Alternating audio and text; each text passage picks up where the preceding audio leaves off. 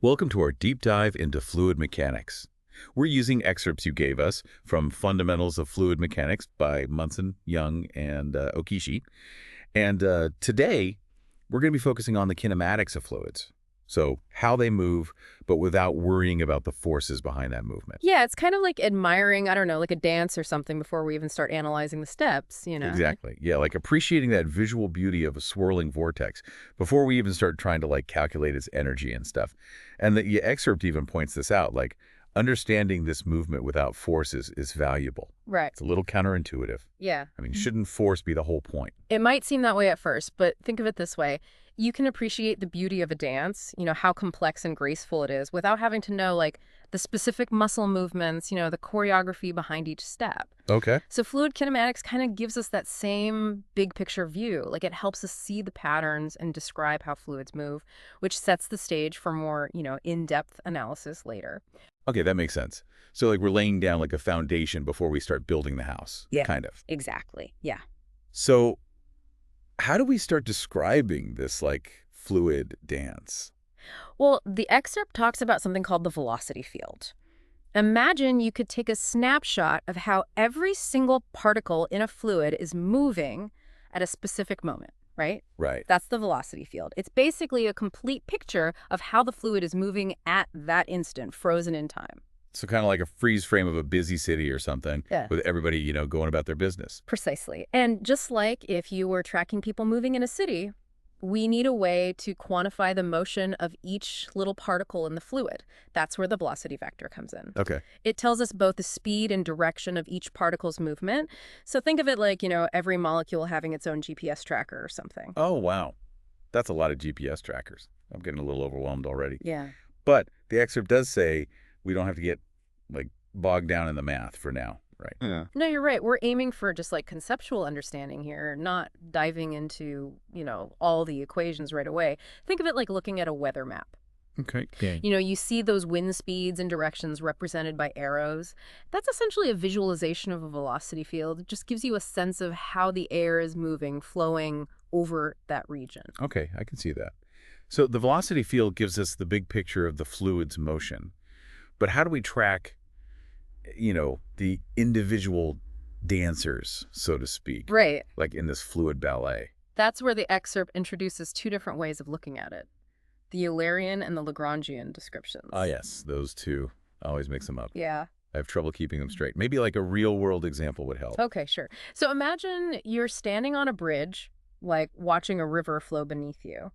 You're focused on one fixed point in space, and you're observing how the water moves past that point. Okay. That's the Eulerian approach. So it's like being a stationary observer, just recording what's happening at one specific location. Exactly. Now, imagine you're actually in a kayak, floating down that river. Okay, yeah. Your perspective shifts completely. Now you're moving with the flow, right?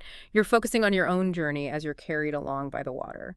That's more of a Lagrangian approach. So the Lagrangian is like having, a GoPro or something attached to a water molecule, capturing its individual journey as it moves through the river. Exactly. So you can kind of think of it as watching the river from the bridge is Eulerian and then kayaking downstream is Lagrangian.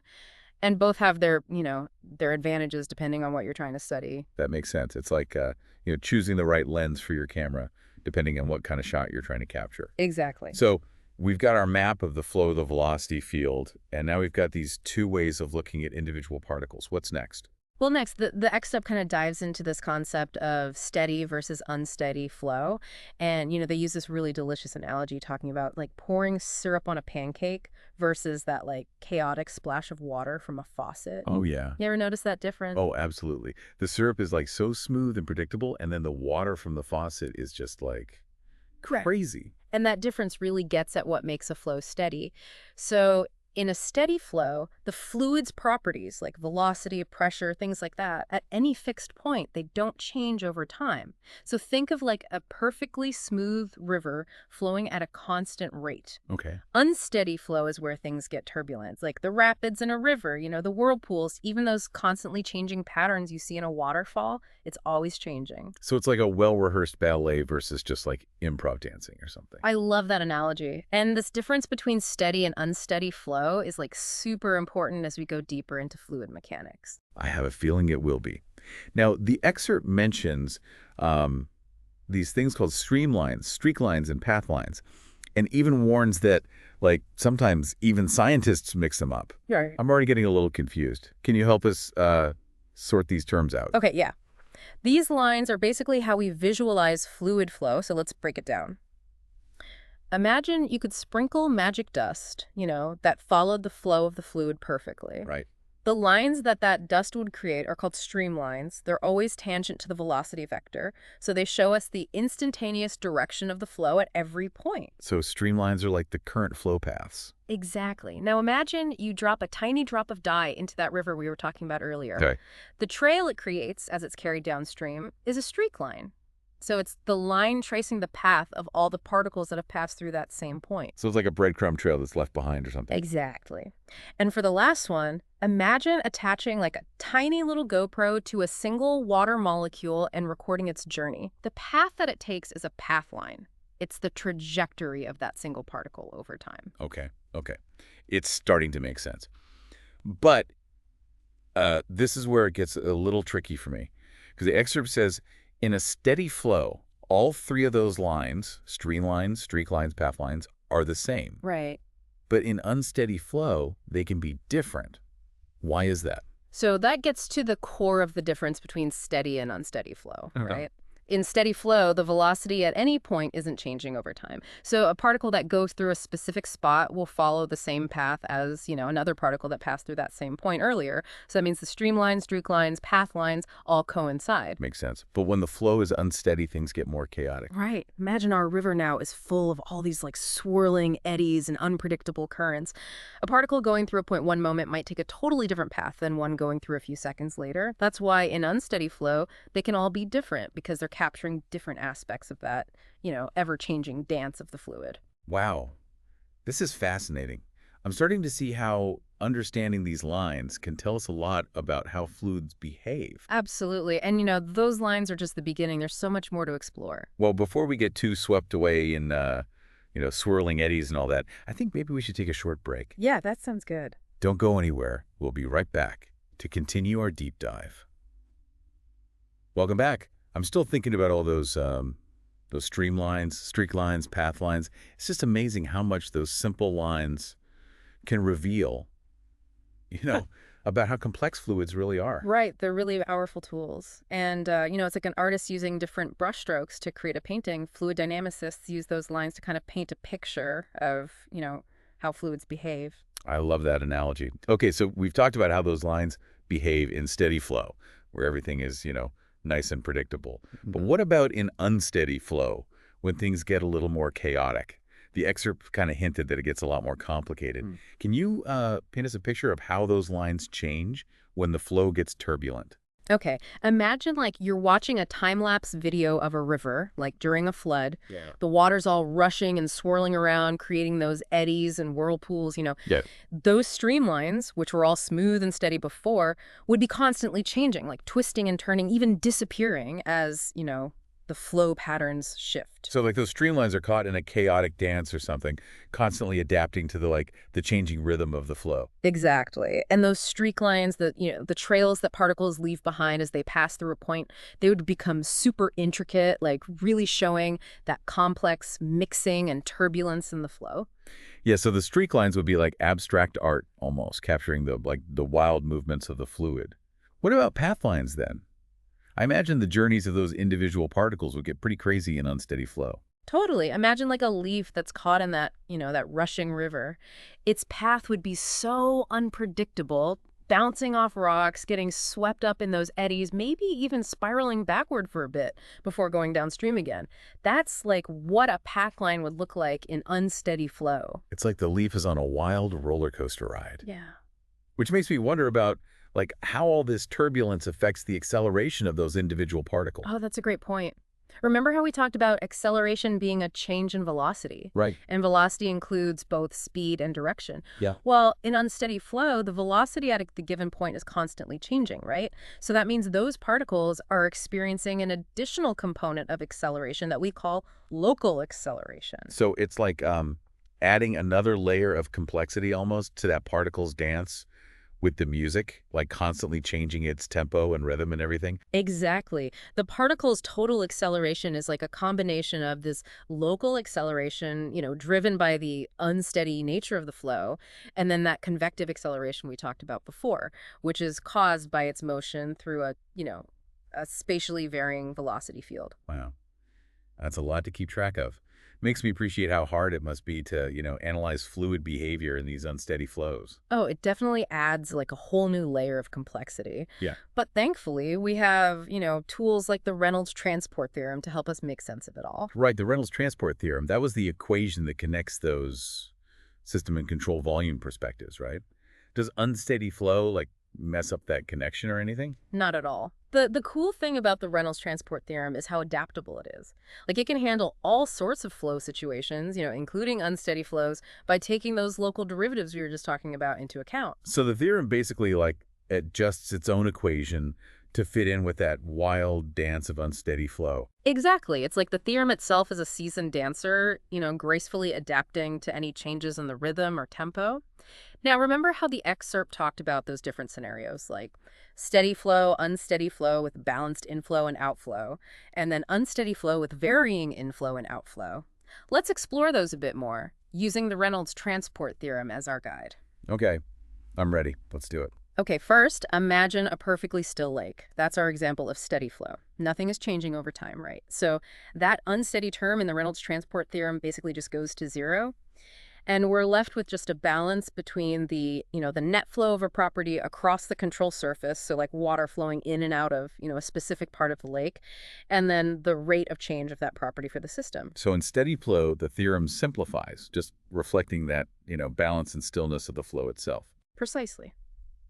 Now, let's add some wind to our lake, just enough to create some waves and currents. So now we've got unsteady flow, but let's say the amount of water flowing into our, chosen region is the same as the amount flowing out. So that means the convective term, the one dealing with flow across the control surface, that becomes zero. So any changes in, a property of the water in that region would be solely because of that unsteady term. Okay, so in this case, the unsteady term is kind of the star of the show, right? Exactly. Now imagine a rainstorm comes along and adds more water to the lake. And let's say there's a dam downstream that controls the outflow. Now we have unsteady flow with like varying inflow and outflow. And this is where all those terms in the Reynolds transport theorem come into play, accounting for the, changing property within the control volume and then the net flow across the control surface. It's like this really complex dance where all the dancers are moving, constantly interacting and influencing each other. Wow, it's amazing how the Reynolds transport theorem can handle all those different situations. Yeah, it's a really powerful tool. Now let's add another layer of complexity, moving control volumes. Wait, we can move the control volume. I thought it was supposed to be fixed. We can, and it's super useful. Imagine you're trying to analyze the flow around, like a swimming fish, right? It'd be way easier to move our little observation box, our control volume, right along with the fish, wouldn't it? Yeah, that makes sense. It's like, having a camera that's following the fish, capturing its perspective on the flow. Yeah. How does the theorem deal with that movement, though? Oh, it adapts beautifully. The main difference is that instead of using the absolute velocity of the fluid, we use the relative velocity. So that's the velocity of the fluid, but as seen by an observer moving with the control volume. It's like shifting our perspective to match the motion of our camera. So we're adjusting our lens kind of to account for that movement? Yeah. Does that change what the theorem is really about, though? Not really. The core idea is still the same. It's connecting that system and the control volume viewpoints to understand how properties are changing over time.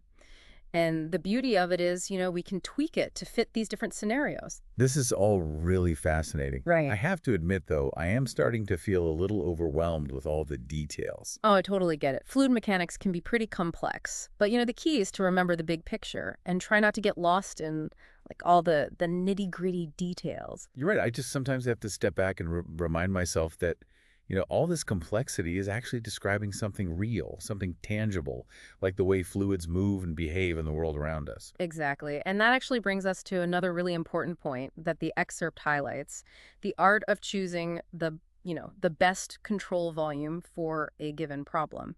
Remember, there's no one-size-fits-all control volume. Some choices will make our analysis much easier than others. That makes sense, but how do we know which one is best? Like, it seems like there's just endless possibilities. There are, but there are some helpful strategies. First, think about what you're trying to find out. Is it the pressure at a specific point, the force on an object, the flow rate through a pipe, things like that? Right. And if possible, you want to try to make that point or object lie on the control surface, not inside the control volume. Okay. So it's kind of like strategically placing our observation box to get the information we're looking for. Right. Right. This way, what you're trying to find shows up right in the surface integral term of the Reynolds transport theorem. Makes it easier. Exactly. And another tip is to try to, align the control surface with the flow direction as much as possible. Okay. So that means making the velocity vector either perpendicular or parallel to the control surface. So we're streamlining it to match the fluid's movement. Kind of. I can see how that would make things easier. But honestly, I still feel a little lost when it comes to actually, using all of this. Yeah, don't worry. That's totally normal. The cool thing about fluid mechanics is that it builds on itself. So as you keep learning these concepts, they'll start to feel more intuitive. And the more you practice, the better you'll get at choosing the right tools and techniques for each problem. That's reassuring. Exactly. So I guess even, expert fluid dynamicists had to start somewhere. Oh, definitely. We all start with the fundamentals and gradually build our understanding through practice and, just exploring and trying things out. No, I'm definitely ready to keep exploring. But before we get carried away, I think maybe we need another short break. We've covered a lot of ground here. Unsteady flow, the, adaptable Reynolds transport theorem, and even the art of picking the right control volume. What's in store for us in the final part of this fluid mechanics adventure? So in the final part, we'll bring all these concepts together and see how they actually connect to the real world. We'll see how fluid mechanics isn't just, equations and theorems, but it's the science that governs pretty much everything from the air we breathe to, technology that affects our lives every day. Oh, that sounds great. Don't go anywhere, folks. We'll be back soon to connect the dots and reveal that hidden world of fluid mechanics that's all around us. Welcome back. I'm ready to see how all this stuff we've been talking about connects to the real world. Like how does it actually affect our lives? Yeah. It's really cool when you realize that fluid mechanics, it isn't just, like some theory that's stuck in a textbook somewhere. It's the science behind so many things we experience every day. It's like all of a sudden you can see, like the Matrix or something, you start to see these patterns and connections that like were always there, but you just never noticed them before. Exactly. So, where do we start unraveling, this fluid mechanics matrix? Well, let's start with something you experience all the time. The weather. Think about it. Those big swirling hurricanes, or even just a gentle breeze, even how clouds form, all those things are driven by fluid mechanics. Wow. That's incredible. I mean, I've always been fascinated by like watching clouds move and stuff, but I never really thought of them as like a fluid thing. Think of it this way. The atmosphere is like a giant ocean, but it's made of air. And just like any fluid, it's constantly moving, And those differences in temperature and pressure, they create these large-scale flows that we call weather patterns. So those high pressure and low pressure zones you see on like a weather map, those are kind of like the eddies and currents in this, atmospheric ocean. Exactly. And, when you see those satellite images of like swirling cloud formations and stuff, those are basically just visualizations of like those complex velocity fields that we were talking about earlier. The air masses are always, speeding up and slowing down and changing direction. And they're influenced by all sorts of things. The Earth's rotation, temperature differences, even like the shape of the land below. It's crazy to think that something as simple as me pouring cream into my coffee and something as massive as a hurricane, they're both, governed by the same principles. I know, right? It really shows you how everything is like interconnected. Yeah. And speaking of connections, let's think about technology for a minute. So many things, from like airplanes flying in the sky to submarines underwater. Fluid mechanics is the driving force behind so many innovations. Okay, so how does like a giant airplane, they can defy gravity and carry all those people. How does that relate back to, the stuff we've been talking about? Well, it all boils down to understanding how fluids, like air, interact with objects.